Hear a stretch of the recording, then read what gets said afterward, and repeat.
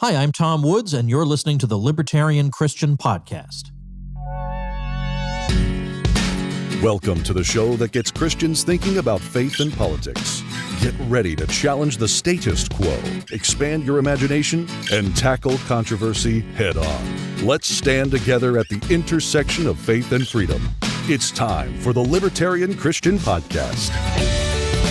Welcome to the Libertarian Christian Podcast, a project of the Libertarian Christian Institute. I'm your host, Norman Horn, for the day.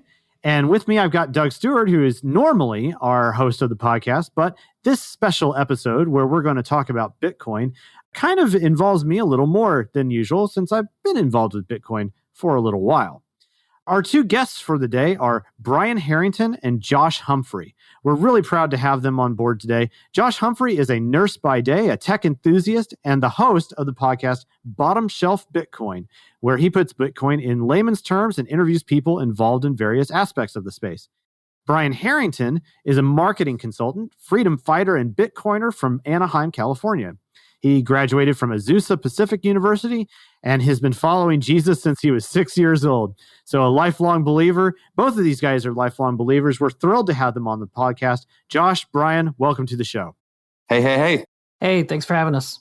Yeah, we're so happy to have you here. We've pretty rarely talked about Bitcoin either on our website or on the podcast, especially. And so when I was contacted by one of our listeners and was told that you guys were some great people to have to talk about these sorts of issues and how even Christians can think about Bitcoin. And Doug here is kind of a little bit of a newer fellow to the field. And so I think he's got a bunch of questions. I know our listeners have a bunch of questions. I think we're going to get right down to it. So Doug, what would you want to ask in your kind of first soirees into Bitcoin itself? Yeah, well, normally I'm the host and I have to act like I have all the sophisticated questions, but I have the honorable role of asking the newbie questions, not because I don't actually know anything, because I know a little bit more than I did a few years ago, but because I know what the struggle is like. I know what it's like to sort of be interested in Bitcoin, but nervous to buy any, or convert your currency, whatever the term is. See, I don't even know what I'm talking about yet. So I know what the struggle is. And I have just probably in the past year sort of gotten over the hump in understanding what exactly is Bitcoin and how it really is going to be a part of our future, whether it's in the ways we imagine or not. And so we'll that'll bear itself out in the conversation. So I guess I'm going to start this. One of my favorite memes when people talk about Bitcoin is, I saw this tweet once and someone said, "I still don't get Bitcoin." And a person responded, "Imagine if keeping your car idling 24/7 produced solved Sudoku so you could trade for heroin." That's amazing. Yeah. That is oh, okay, yeah, that's exactly, because that's what most people probably are yeah, I don't get it. There's an underlying technology I know, it's called the blockchain, and when I hear people explain that, it's okay, that makes more sense. So I'm going to let one of you guys take it away and give us what is Bitcoin, and it's also really important to know what it isn't, because I think people have a sense in which Bitcoin is the only way that they can conceive of the future of money and whatever. And so there's a lot of things that can go awry if they imagine it what it is in the wrong way. You want to hit it off, Josh? So I think the most important thing for me is about Bitcoin is that it is censorship resistant money that happens to be digital. And so it's limited in supply, which kind of gives it these properties where the value more or less continues to go up, but it is money that is disconnected from the state. And then through the magic of computers, that's not the technical version of it, but that's okay. You're answering it for me, so right. I don't need the technical. The programming side of it makes it to where you don't have to trust the other party, and so kind of one of my favorite memes or descriptions of it is Bitcoin is money for enemies. Interesting. So why would you say Bitcoin is money for enemies? That's an interesting phrase. What kind of unpack that a little bit? Right. So with our current, if you want to call it digital fiat paradigm, where when I say digital, I'm talking about buying things online with your credit card, your debit card, whatever. Right. Most of our money is just entries in a ledger line on some bank somewhere at this point. Right. So that's already happening. And there's a lot of information that is collected in order to prevent fraud, to prevent chargebacks and things like that. And with Bitcoin, because of the way it works, because of the ledger system, it does not require all this extra information. You don't have to trust that other person because the way that the network works basically makes the trust unnecessary. So in other words, like if I were trying to even engage in, say, a cash transaction with somebody else, like, paying my lawn guy or something in cash, he's still trusting me that that the cash that I'm handing him is actually legitimate cash. Well, But sort of. there's something even different here. And both parties in that one are trusting the government that Exactly. it's legitimate cash. Right. I was going to say your trust in that one is in the Federal Reserve. Sure. But he's also assuming that I'm not giving him something counterfeit either. That at least that even in that case, it's something that at least it's even fiat. He's trusting that you are giving him authentic US dollars. Yeah, exactly. Mm-hmm. But we don't even have to worry about that anymore with Bitcoin. Right. Because of the ledger, because of the blockchain. Right. Like you can't give someone fake Bitcoin. Right. That's not how the network works. Because the nodes that are propagating those transactions, and sorry if I'm getting into jargon, stop me. Nodes are just like each individual user has the capability of running a node on the network that checks the supply, that checks that all those transactions are valid. Mm-hmm. And so if you send out a transaction that is more than what you have, right? Like you can't write a hot check on Bitcoin. Mm-hmm. That'll bounce real fast. Mm-hmm. Right. So let's get into so how did that come into being? So how does the blockchain work into this? I mean, obviously, if we're going to start off with money somewhere, it's got to come from somewhere. Okay. Well, in the case of something like gold, we'd go out and mine it. What exactly is the way in which Bitcoin comes into being? So it comes into being through there's also a mining process. The word mining, it probably comes from the just gold world, but it means verifying the transactions. And so every 10 minutes, so Bitcoin, when Josh was talking about the nodes, a node is your copy of the Bitcoin software. And so when you as a user, you run the Bitcoin software and that's your wallet. And so every time that I send a transaction to you, your wallet is verifying that, the Bitcoin is real. And so we went over that part. The way that new Bitcoin get created is that every 10 minutes, all the transactions from the whole world are all grouped together and they're all verified and then released. And there's a waiting queue for all the transactions that need to be created. Those 10 minutes, miners or computers that are verifying all these transactions are legit and verifying, this wallet gets this many, this wallet gets this many, this wallet gets this many. They are rewarded by the network with what's called a block subsidy. So there's two parts of the block reward. One is the block subsidy, which is the new Bitcoin. And then the second part is the transaction fees, because you have to pay transactions to, send Bitcoin. So because it's a peer-to-peer network, if I have Bank of America and you have Wells Fargo and I send you, a check, what are we doing? Well, somehow the bank's making money. We're paying employees at Bank of America. We're paying employees at Wells Fargo. We're keeping the lights on there. We're paying all these expenses for their servers and all these things. In Bitcoin, all of that is the users themselves. So people that choose to run the miners, they get paid now. They get paid instead of, the banks getting paid. And so they get paid the new Bitcoin every 10 minutes. So in other words, the people who are actually doing the work to facilitate the transactions happening themselves are the ones who are being rewarded for doing so. Totally. Yeah. And then we get into the way that the network keeps the fixed cap supply is that, when Bitcoin started, back in 2009, the block reward every 10 minutes was 50 Bitcoin. And then 4 years later, it dropped down to 25 Bitcoin. And then 4 years later, it dropped down to 12 and a half. And so that's how it keeps that fixed hard cap supply. And that's where what Josh was talking about it's impossible to receive fake Bitcoin, because if you change those rules, then you're no longer using Bitcoin. So if your computer changes the rules or you choose to go off the network, you're no longer on the Bitcoin network. So that's what keeps everyone's incentivized to work together and protect the hard cap supply.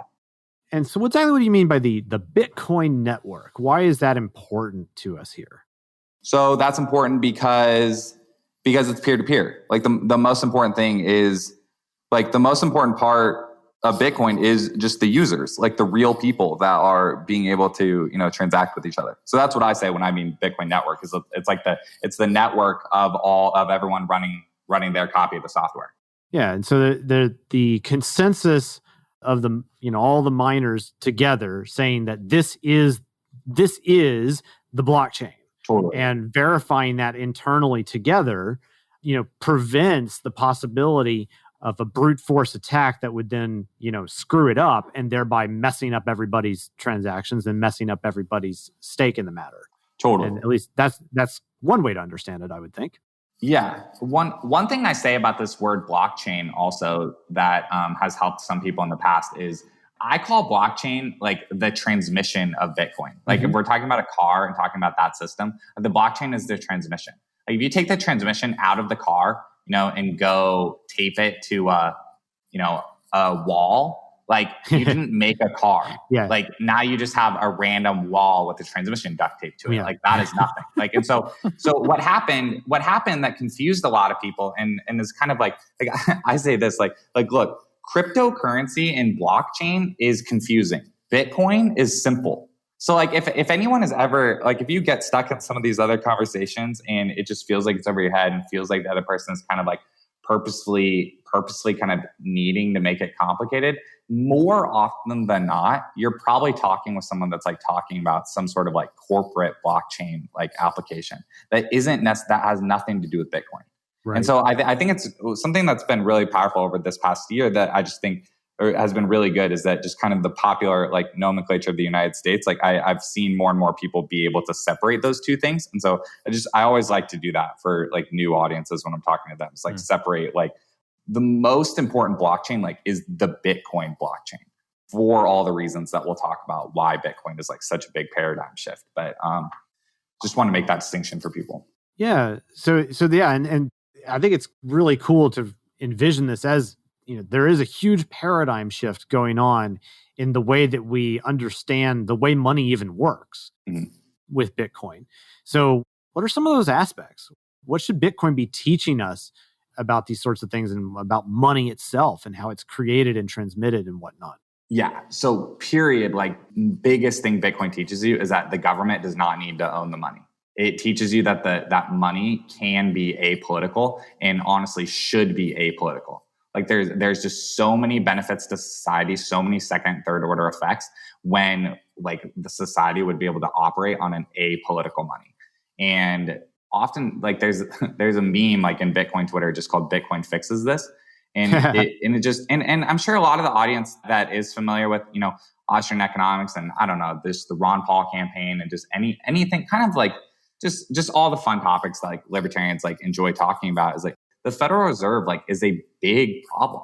Like the fiat money and politicians being able to choose the supply of it and choose when to ramp it up and when to ramp it down leads to a lot of second and third order effects that hurt businesses and hurt individuals from being able to make their own economic decisions. And so Bitcoin is apolitical, neutral money that can act as a better measuring stick for people to do business with each other. And it has a democratic, like the way it's distributed was very democratic.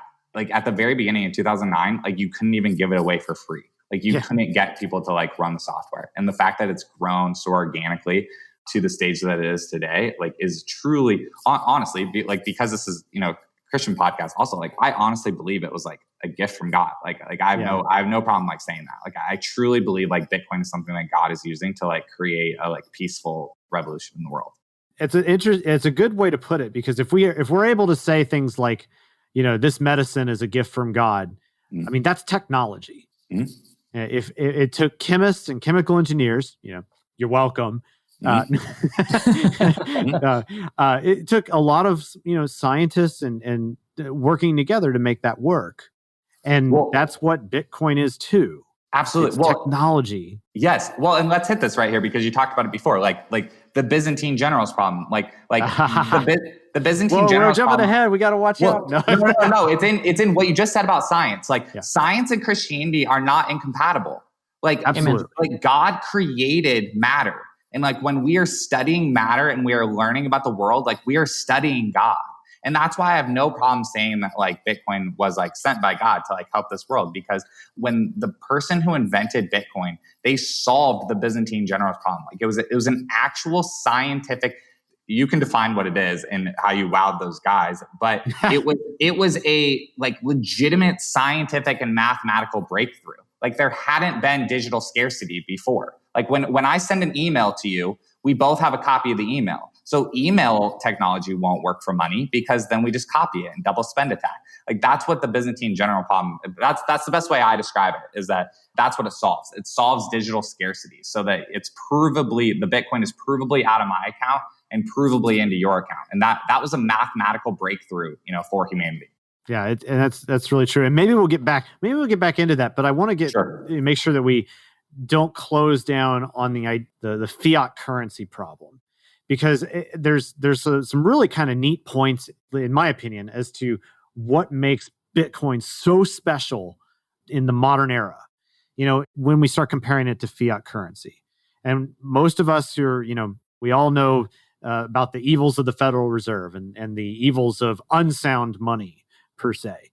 And, often, at least prior to 2009, if we were to talk about this, we're like, well, what's the answer? We got to get back to the gold standard. Got to get back to gold and silver, hard money, and stuff with quote, quote, intrinsic value and things like that, even though that's even a bit of a misnomer, but we won't get into that strictly speaking. But that was the way we would consider it. Even Ron Paul in the 2008 campaign talked about, we got to get back to the gold standard. And that was important because, of course, fiat money allows for the government to manipulate the currency. Manipulating the currency is like, from a biblical perspective even, we have to say like, look, this is like using dishonest weights and measures, guys. That goes back to friggin' Leviticus now. Come on. We should be able to get better than that. But even gold has a problem though, right? And that, the federal government was able to stop it. They stopped the Bretton Woods plan in the 70s, and we got off the gold standard entirely. But Bitcoin kind of circumvents this, doesn't it? Let's talk about that. How does Bitcoin kind of solve even the issue of some of the problems of gold?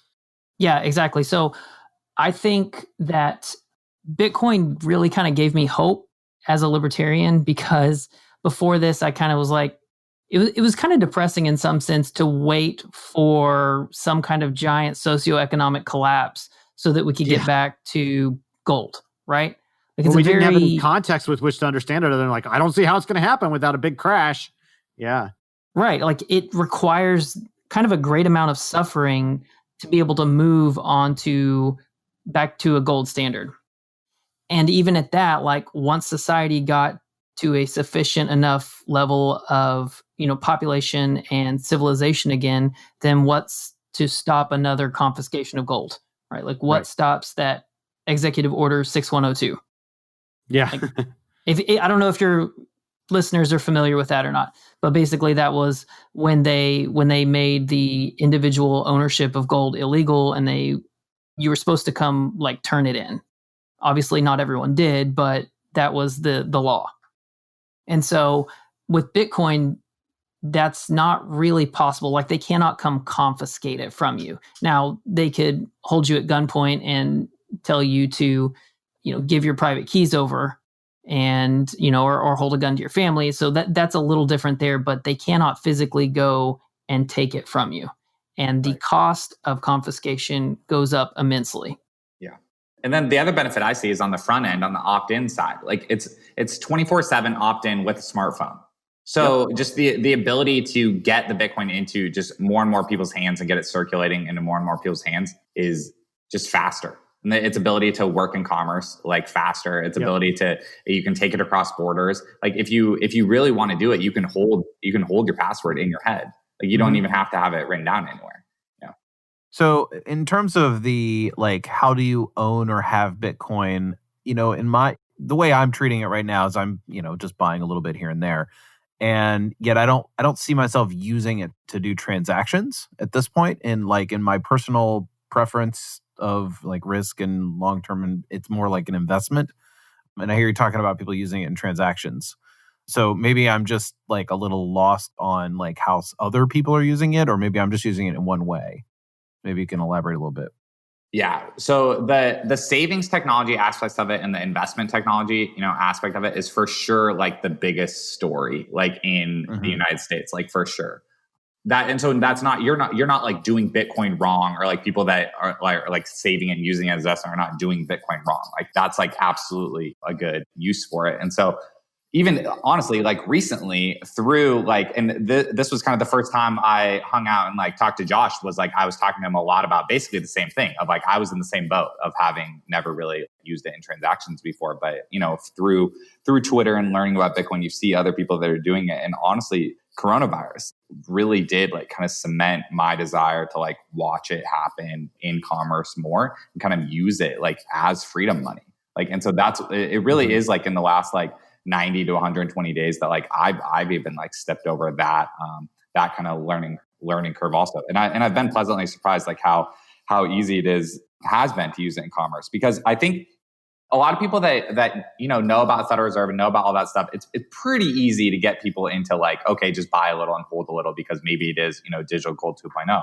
But then there's a lot of people like my wife who she's cool. Like she gets that side of it, but she wants to know, like spending it almost like helped her understand that we could close the loop on it. It helped her understand that it was money, not a stock. Like, because in a lot of people, like, we don't need more stock picks. Like people are throwing stock picks every single day, and people like, and so even when I talk with when you talk with people that are of, lesser means, they're not used to investing and they keep all their money in like cash for day-to-day spending anyway. So they kind of have this perception that like, oh, I can't get involved in Bitcoin because it's just for, holding for a long time. And I can't tie up money like that. And then when you talk to, more wealthy people about it, like they're always like, well, Brian, that's really great. Like that you found a way to make money. Like I already have money. Like I don't need like your way to make money. And that's where it's like, so the kind of using it in, free commerce is like a story that kind of helps both of those crowds kind of get over like both of the pumps that that they're on. Well, so help me over something then. I have a pretty small amount of Bitcoin. I could spend it. I could use it to buy relatively small things or even, medium-sized items, but I don't really want to, because I have that sort of like, well, it could be worth more in 3 weeks, like significantly worth more. Or, I mean, I could also say, well, I don't want to be paid in Bitcoin doing a service or whatever, because it might be worth, significantly less 5 seconds after it transacts. Whereas, again, I do realize what I'm about to say here sounds weird, but like at least the money backed by my United States government isn't going to fluctuate so quickly and without so much uncertainty. I realize coronavirus is kind of like throwing that for a loop. So I understand as a libertarian, I'm fully aware of the problems of the Federal Reserve. I'm on board with abolishing it, all of that, just if that's not clear. But it is less volatile to just keep my money in cash and use Bitcoin as an investment. So anyway, that's just a personal well, I would love to use the little bit of money that I have in Bitcoin and spend it where it makes sense to do so. So I'm interested in hearing Josh's answer to this too. The quick way that I would say it is I honestly see it as like political activism. Like I see it as like putting my money where my mouth is and like engaging the Bitcoin economy. Like I almost see it the same as like almost like drinking fair trade coffee. Like where it's like there's no blood on my supply chain. Like the food I bought and I'm like eating this and so I honestly like make it a point to like I'm converting like fiat paying clients like over to Bitcoin and working on that. Bitcoin is fair trade currency, man. No, it is. And so there's that little element of it. And then there's a ton of like apps that are like way improving on this. And so I can shout out a few of them. I don't know if they're might not be Josh's favorite, but like Fold app and BitRefill are like gift card apps that let you buy gift cards and you earn Bitcoin back on them. And then there's also another Bitcoin app called Strike now that it lets you spend off your debit card, but the merchant receives Bitcoin. And so that kind of solves the whole, like, you don't want to spend your hard currency, you want to spend your soft currency, just so that you're always growing, your Bitcoin stack while at the same time you're leaning into, the fair trade Bitcoin economy. So the main answer is nothing you said like doesn't make sense from a game theory perspective, but there are ways to like lean into it and do both. Keep growing your long-term investment stack while, supporting Bitcoin businesses. Josh, I'll let you answer here in a second. Other than like overstock.com, like where can I buy normal items on Bitcoin with Bitcoin? Yeah. So I would do like the Fold app. Fold app is like the best way to get like mainstream gift cards with it. And then that's a big thing that I would want to, the main way to get involved with that is like join a local Bitcoin meetup. So like that's something I talked on Josh's episode about a lot. And this is where kind of pulling in the church element to it of like the early church lived together in community and did business together in community and shared their resources together in community. And that this is really a way that like I could see, like I really want like churches and like Bitcoin meetups to kind of like begin to merge and like talk about real solutions. Like it's almost like it can be like combined political activism of like growing businesses and sharing resources. Yeah, I would pretty much echo all of that, like 99%, I think. And I think the only reason that Brian brought up that I might not agree is because we don't always 100% agree on acquiring and spending Bitcoin through the KYC, like know your customer process, which is kind of this whole sub argument among Bitcoiners. But I don't want to like worry your listeners with that.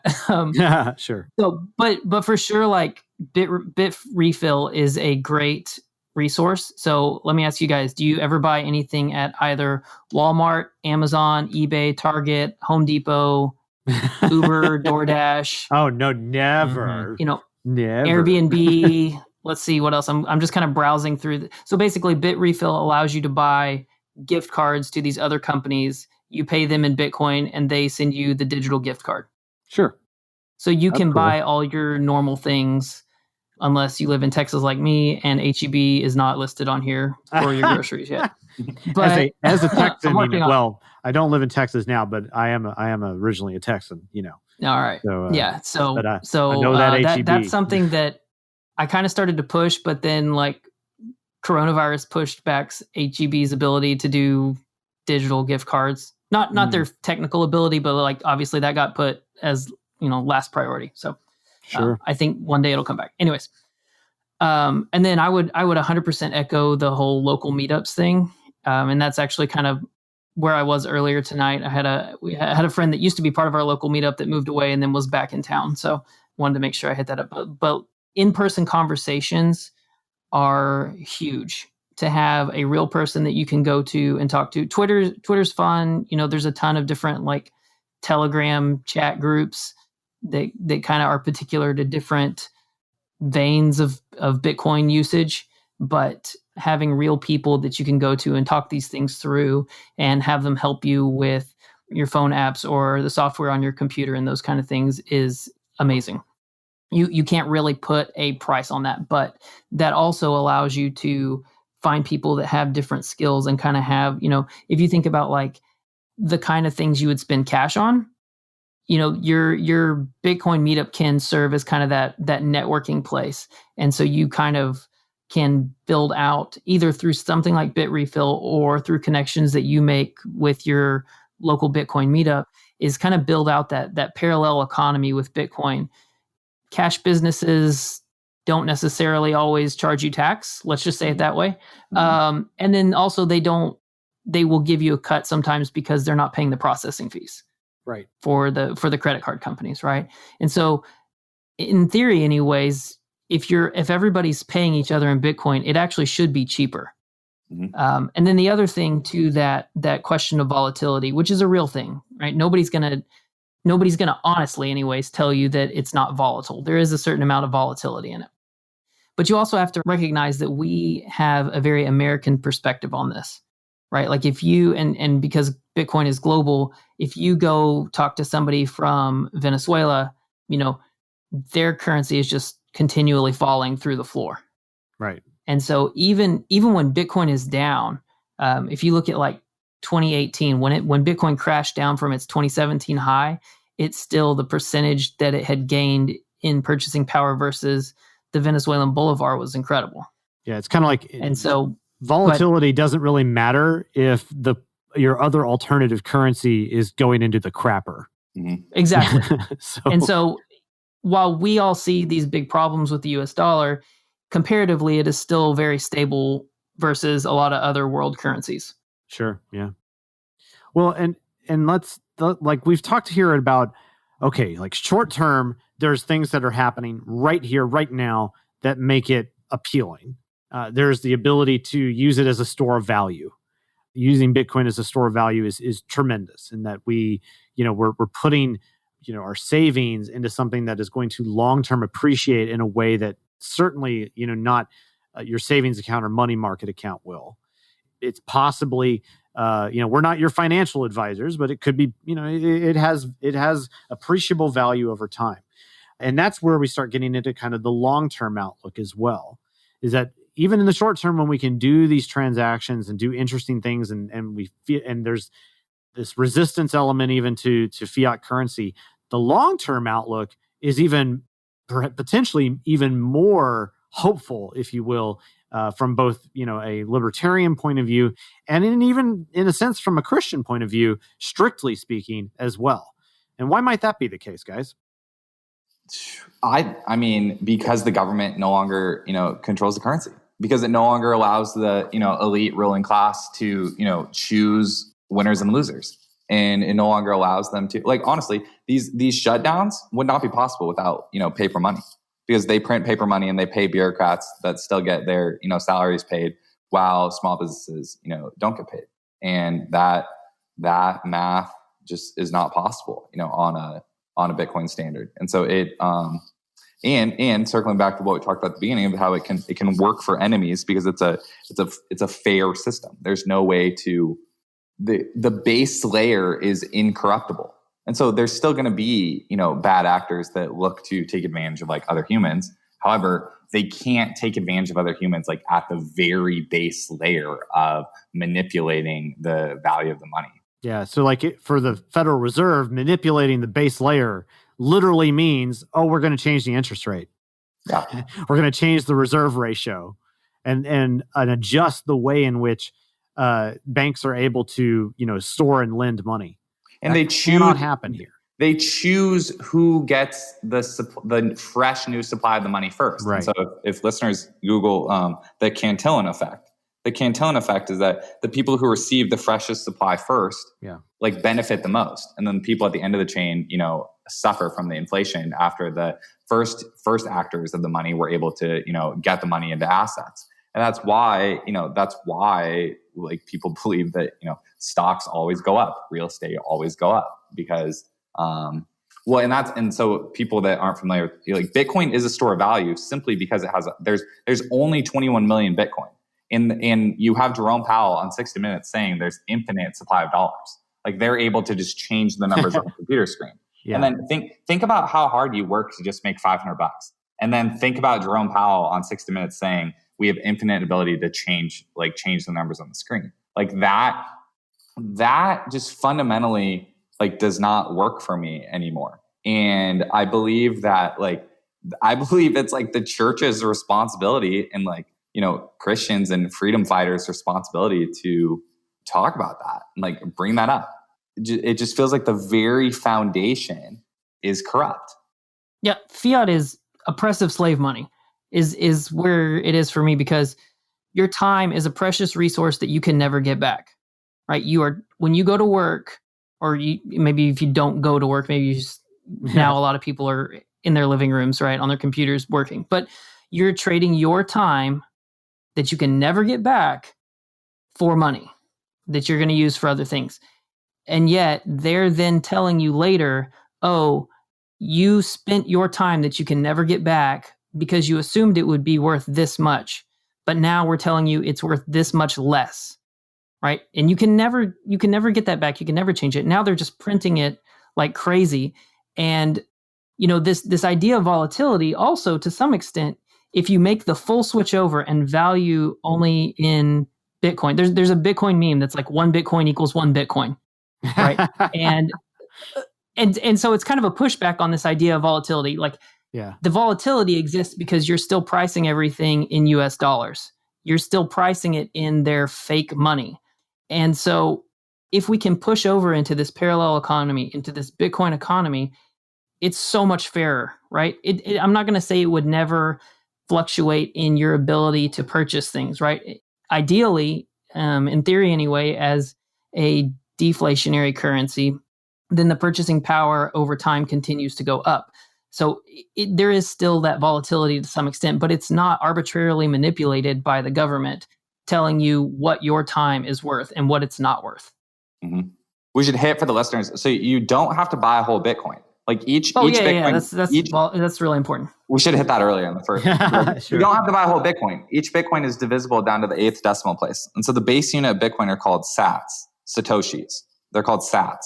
And so you can dollar cost average into Bitcoin. And like the best way that I found, like as an entrepreneur, like marketing consultant, like transitioning my clients over to paying me in Bitcoin instead of sending me checks, is I still charge dollar amounts, but I say the payment is deliverable in Bitcoin.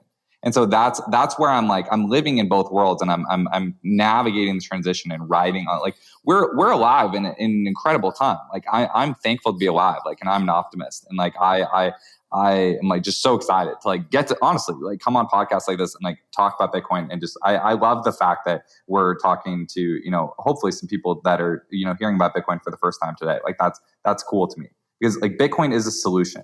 Bitcoin is a brand new paradigm that fixes so many of the just society political problems that we're frustrated with day to day. And I'm thankful that I'm able to like take action.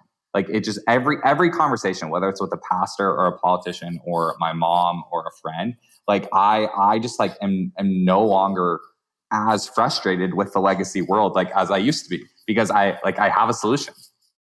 Yeah, it's an equalizing technology. If we think about what you talked about earlier, Brian, about that it's a gift from God. And I totally agree with you in the same way that I think the internet and our ability to communicate with people around the world is a gift from God. I think the printing press, right? And what the printing press did for the lay people to be able to have access to God's word, right? It's an equalizer. Mm-hmm. Yep.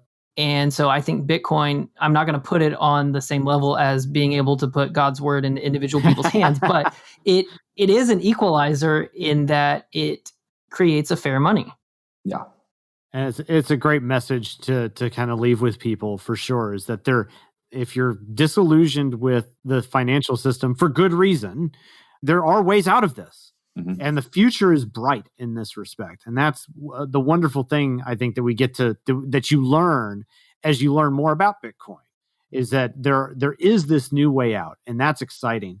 So guys, I know we're kind of drawing to our end here. So I do want to give everybody a little bit more in terms of ways in which they can learn even more. This should spark your curiosity. If you're not already involved in Bitcoin at all, that's okay. Let's just learn a little bit more and kind of begin to see what's happening. Guys, where would you say people should go to learn even more about how Bitcoin works and what they can do to learn more in general? You should listen to Josh's podcast. I normally play that kind of thing down, but yeah, I would say, because my whole thing is trying to put things in layman's terms, right? It's called Bottomshelf Bitcoin. We put it on the bottom shelf where everyone can reach it. And so usually I'm talking to someone who is out of my, almost out of my league as far as understanding. And then I ask a bunch of clarifying questions to finally distill it into like what everyone can understand, is kind of my goal on the podcast. Another great resource is lop.net, LOPP.net. And then across the top, you'll see Bitcoin resources. And he's just got a ton of stuff that you can go through. Depending on how thick your skin is, Twitter can be a really good resource. That's and this a little is an dangerous point. It is dangerous. And it, that's why I say you got to have thick skin. Yeah. If you get offended really easily, just don't, because there's a lot of drama on Bitcoin Twitter. And so if you can't handle that, you need to make that decision for yourself and not go into that. But something that I think I have an advantage of as a Christian is that I already don't put too much stock in humans, right? Like I understand that all humans are flawed. They're all going to make mistakes. And so I've been in Bitcoin for somewhere between 3 and 4 years. I've seen a lot of people that, the Batman meme of like, you either die a hero or live long enough to see yourself become a bad guy. I've seen a lot of people that I would say that I kind of, that a lot of people viewed as heroes at one point and then have gone off into like kind of scammy projects or projects that are maybe not as considerate of the end user's privacy or whatever. And so you can't hold any of these people, whether they're developers or authors or whatever, you can't hold them as like heroes and perfect. You take what they produce that's good, and then you just say like the rest, ditch it. Mm-hmm. Very good. So I would say, like my DMs are open on Twitter. It's at Brain Harrington on Twitter. And like my DMs are open. And like the best way to get involved is get some Bitcoin. It's just skin the game, like get some Bitcoin. Like if you're listening to this and like you're just on board with like all the like theology that Norman and Doug talk about, just get a little bit of it. Just join in and like kind of jump in a little and get swimming. Yes. Yeah. Another good one. Sorry, let me pop in here real quick. Is Bitcoin Q&A, like the letter Q, the letter N, the letter A.com. Got a lot of common questions, common myths, stuff about nodes, just general Bitcoin education. There's a whole section on common mistakes, which I think is really nice to like read through what a lot of people go through and, end up buying a bunch of random cryptos that they think are going to take off and then they don't, or whether or not you should buy KYC Bitcoin, and it kind of explains what that is in there. And so just kind of before you make those mistakes for yourself, learn from people who have already made those mistakes. And one resource I particularly love is the Satoshi Nakamoto Institute. Mm-hmm. Yes.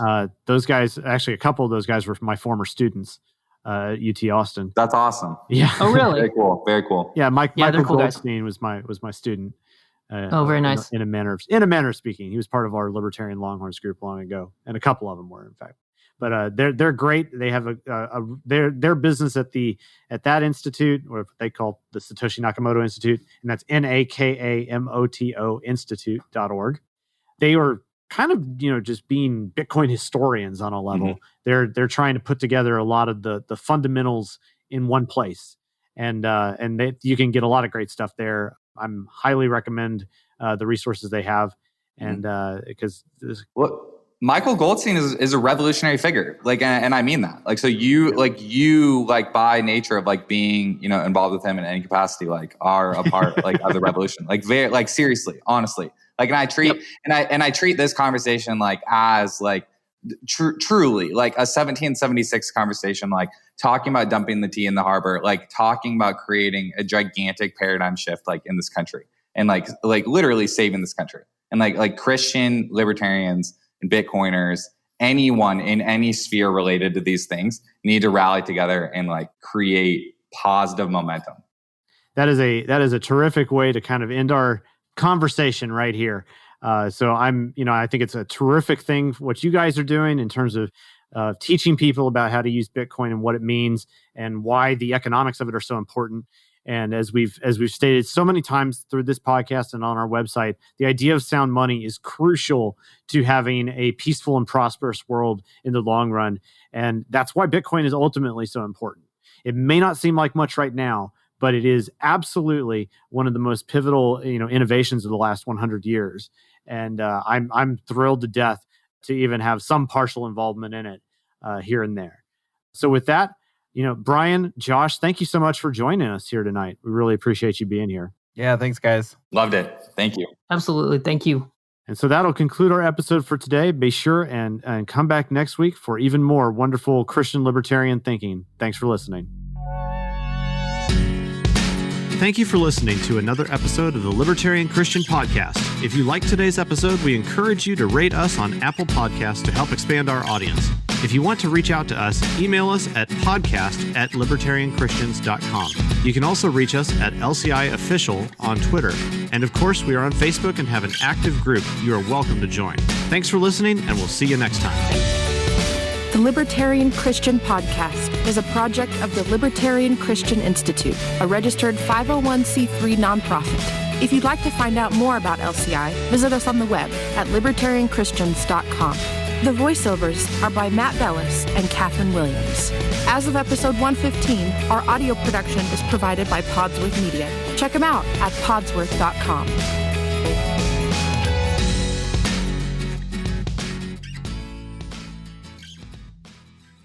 Hey, podcast listeners. Since you like listening to audio content, we wanted to let you know about a new audiobook titled Called to Freedom: Why You Can Be Christian and Libertarian. It's read by me, Jacqueline Isaacs, one of the contributing authors of the book. and every download helps to support the Libertarian Christian Institute. To learn more and to download the audiobook today, go to calltofreedombook.com.